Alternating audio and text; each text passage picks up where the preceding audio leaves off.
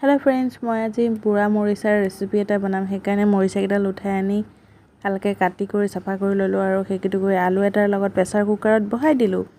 तार पाছত मैं मसला रेडी करिलो, जालुक, जीरा, जलकिया, हुकान जलकिया, भोट जलकिया आरो पियाज दि बॉइल होৱাৰ পিছত हेकिनि मैं सालनित साली ललो। तारपा एखिनि पेस्ट उलाले। तार पिছত मैं केराहीখন बहाई दिलो, मिठातेल अकनमान दि गरम होते पियाजो दि दिलो और आलू दुटुकुरि मानो दि दिलो बॉइल करा। तारपा स्वाद अनुसरि हालधि निमख दुइटाई दि दिलो। दि दियार पिছত अलप भाजार पिछते मसलार पेस्टखिनि दि दिलो।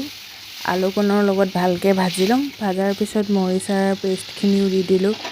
দি দিয়াৰ পিছত হেখিনি ভালকে লৰাই দিছো যাতে সবতে মছলাটো লাগে আৰু পানী অকনমান দি দিলো। উতলি থাকোতে মই মাছ কেটুকুৰি দি দিলো।